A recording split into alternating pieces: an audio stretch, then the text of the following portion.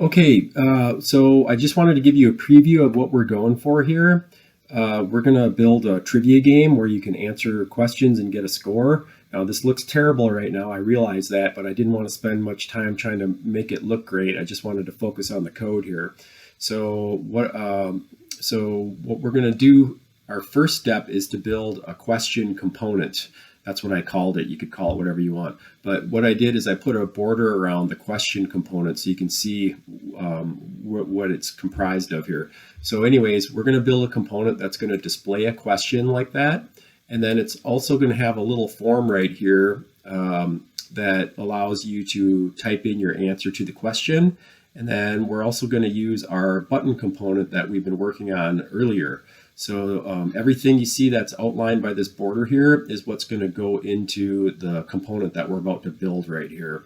And then later, once we finish it, we'll put the rest of the stuff in here, which is going to be a component that displays the name of the game, the question number, and then your current score. So that'll come later, but right now we just want to focus on this question component. So back over here in VS Code, we'll do one more thing before we start on our question component. I want you to go into the sample component. We'll kind of use that as our testing ground here. So I'm going to move that so I can see more here. What I want you to do inside your sample component is we need some data for a question to work with. So I just created this variable right here. You can put it right before the return statement if you want. And I called it question object because it's an object that represents a question that we're going to be passing into as a prop to our component that we're about to build right here. So go ahead and add this question object. You can make it a constant, put it in the sample component, and then make sure you give it an ID. And then we want to make sure we get the property names right here. I said that every question object has a question text, and that is the actual question. I suppose I should put a question mark right there. And then every question has a correct answer here. So here the question text is what color is the sky? And then the correct answer is blue. And then we have a question ID for this object too. And this is going to be the object that we pass in as a prop to our component that we're about to build here. Okay, so once you get that in place, we're ready to start building our component. I'm going to save my changes here so I don't forget that. And then over here, I'm going to right click on the components folder, choose new file. And we're going to create a component called question with a capital Q.js. Question.js like that. And then right here, you can do your RAFCE snippet trick. And that'll put in the starter code for our component function.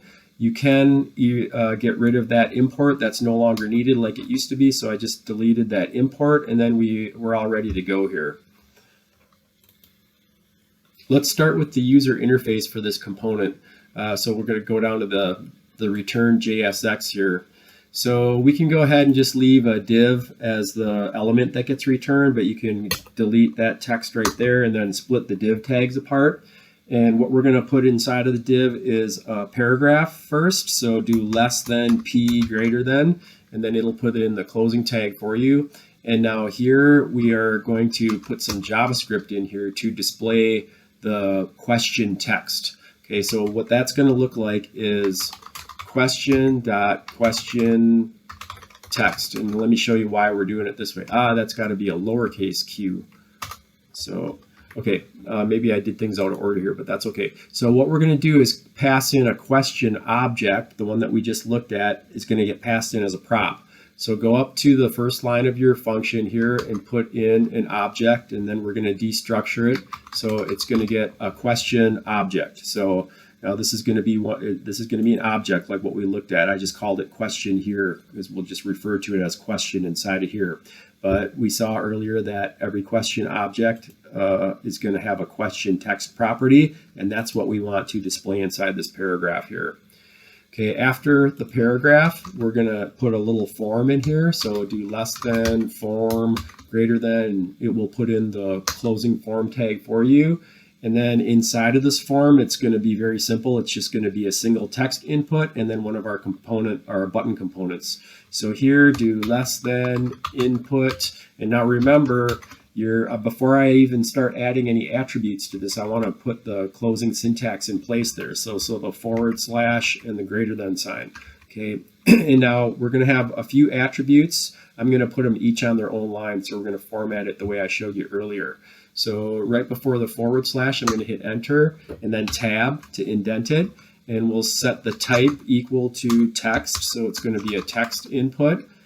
And then I'm going to add another one for a placeholder, so we'll add the placeholder attribute, and we'll set that equal to enter your answer here.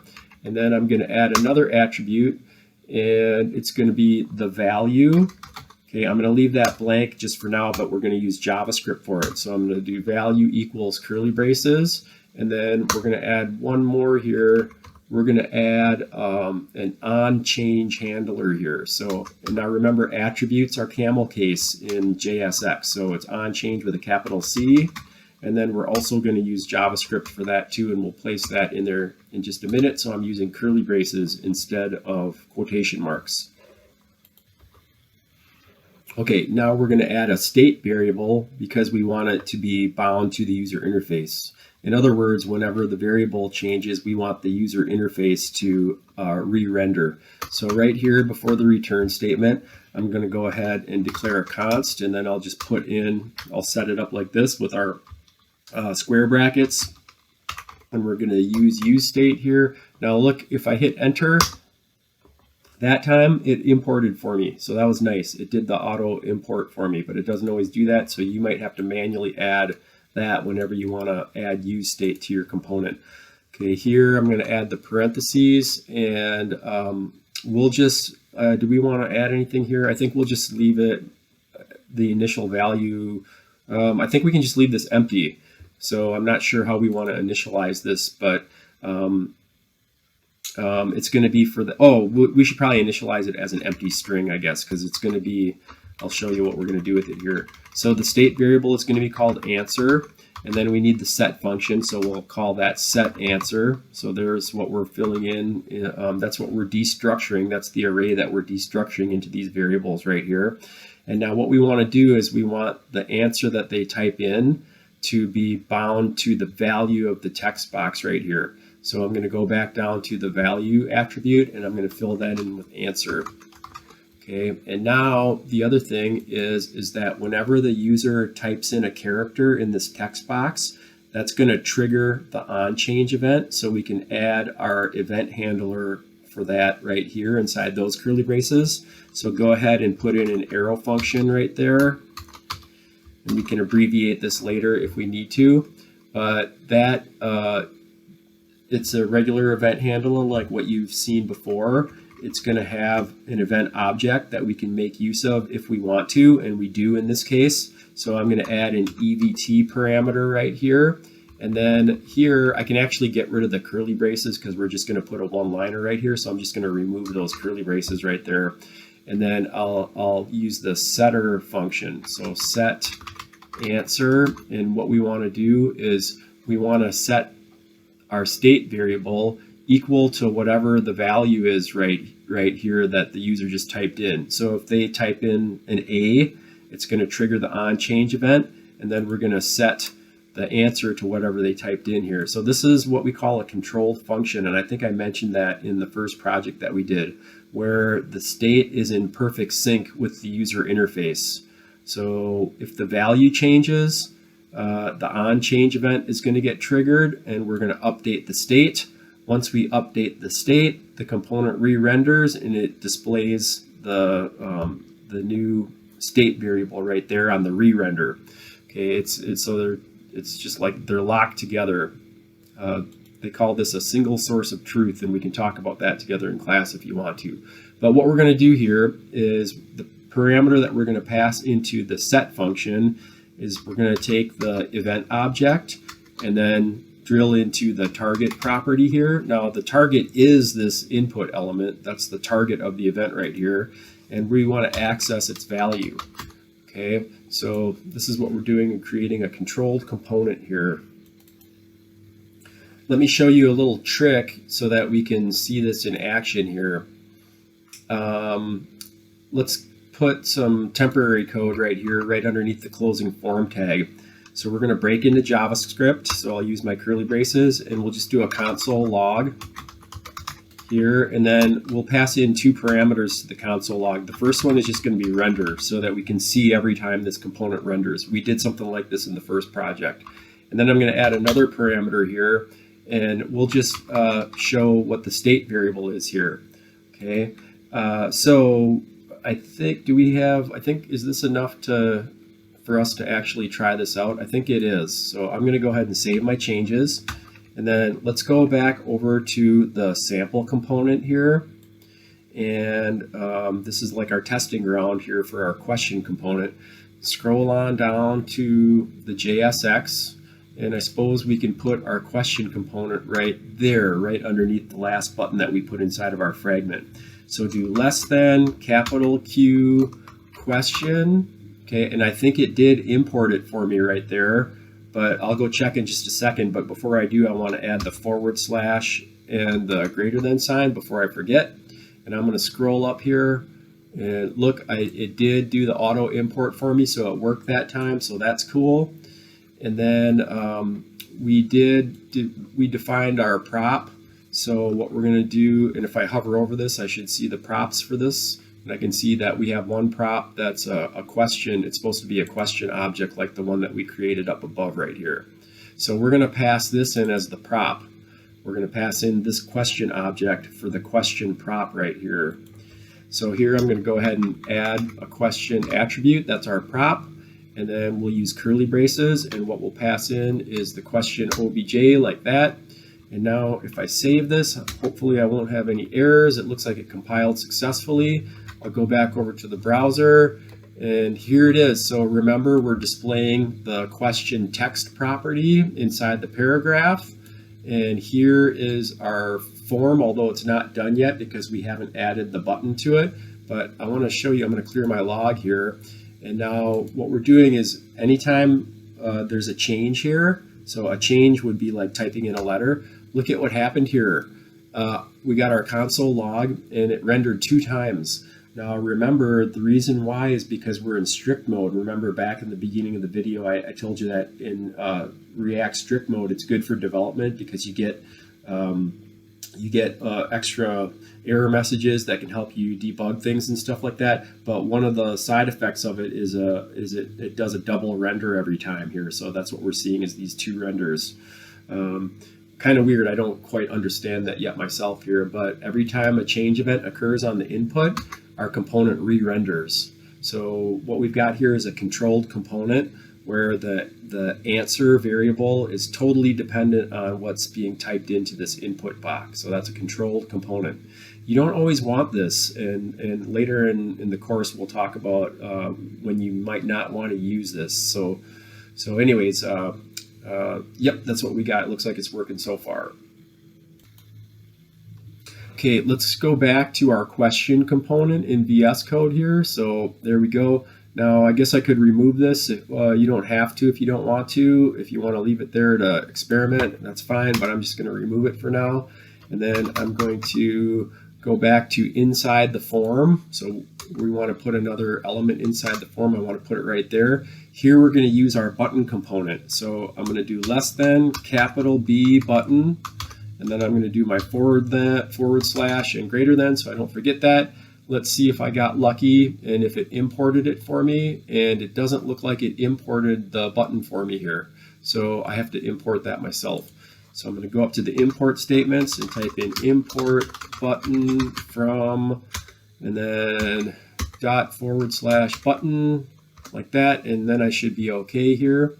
And now that button component has a few props. Let me see what we have here for props.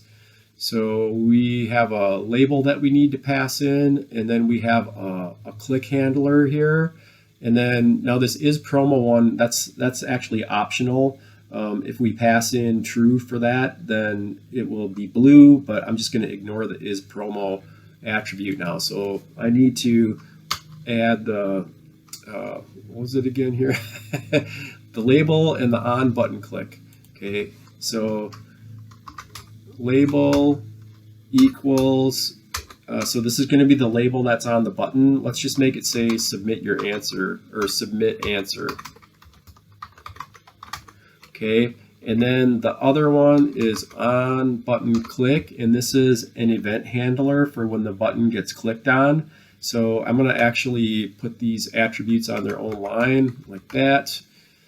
Make it a little bit easier to read, hopefully. And for now, what I'll do is, I think what we'll do, I'm trying to debate whether we should do an arrow function right here, an anonymous one. But actually, I think it'd be better if we used a named function. Yes. So what I'm going to do is type in the name of a function that we'll define in just a minute.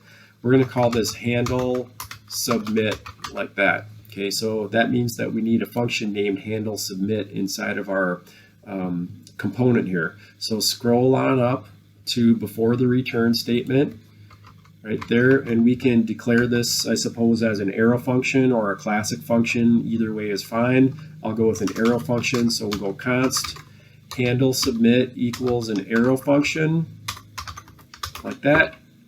And then I'll split apart the curly braces right here. And now this is an event handler, so there will be this EVT parameter here. And I want to show you that I want to prevent the default behavior here. Now this is a little bit strange. I need to explain this here. So the element here that we're dealing with is actually an HTML button element. That's what our button component uses for its the element that gets returned in the JSX code. When you use a button element inside of a form in HTML, then that means that it's going to behave as a submit button. Okay, that's the default behavior of a button element when used inside of a form. So it's going to try to cause the form to submit. And that's actually the reason why I named our handler handle submit, because it's basically going to be a submit event. Okay, now what I want to do here is take the event and prevent its default behavior. So hopefully you remember this from last year, but when a form submit event occurs, it's going to try to send the data to another page or cause the page to refresh. And let me show you how this is working here. So go ahead and save your changes, and then Alt Tab back over here and just hit the submit button. Okay, and now nothing's happening. Okay, if I remove that prevent default here, then we'll see how the behavior is. So I'm going to remove that just by commenting it out for a second here. And now look at what happens when I hit the submit button.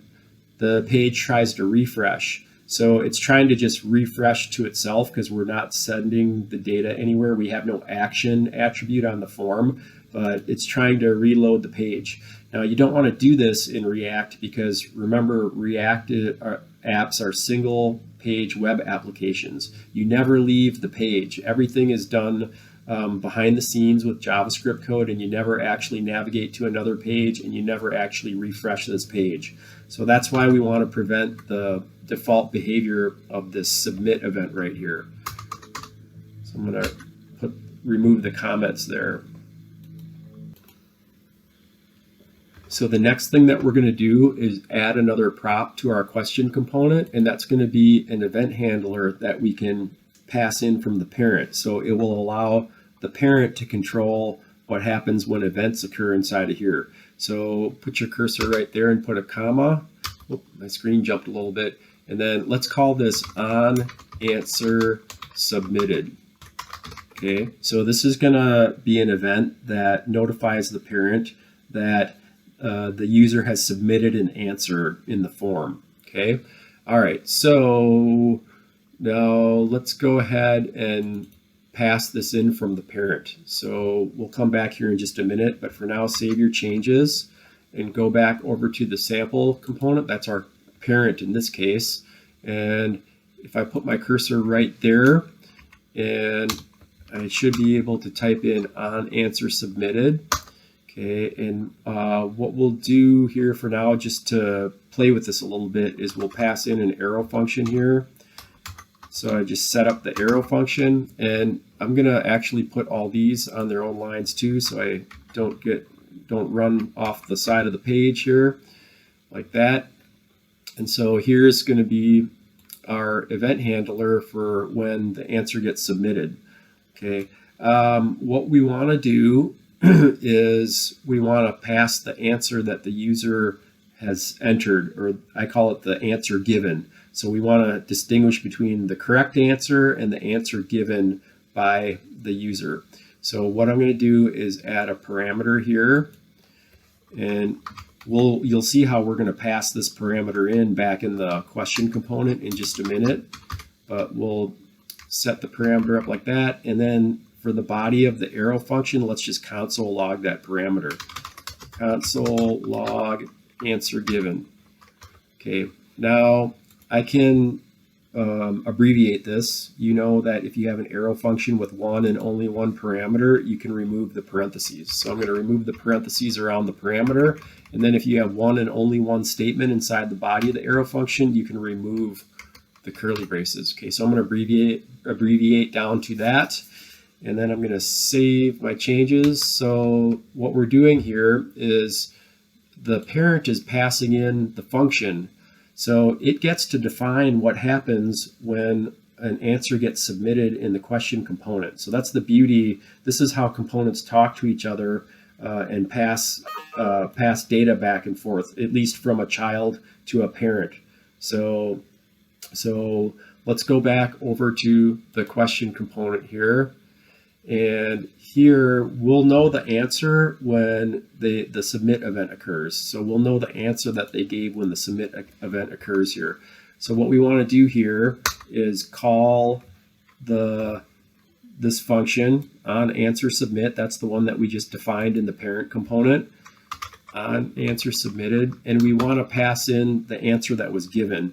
So from here, that's the answer state variable. So remember, the answer is whatever that state variable is whatever they type into the value of the input box. Okay. All right. And then we do want to do one more thing inside of our handle submit function. We'll just, whenever somebody submits an answer, let's just go ahead and clear out the input box. So we can do that by updating the answer state variable. So I'm going to use the set function, and we'll just set it to an empty string like that. Okay. So let's see what happens here. If I save this and then Alt Tab back over to the browser, now everything should have refreshed. I'm just going to enter blue for my answer.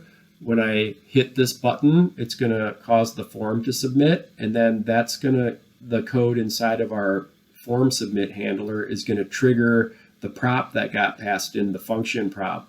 Okay, there we go. And now look at this. Here is how the parent can figure out what the user answered. So look, there's the answer that was given, and then I can see that that's coming from the parent component, the sample component over here. Okay, so it looks like everything's working so far. So I just want to talk about props again. Props are a way for the parent component to pass information into the child component.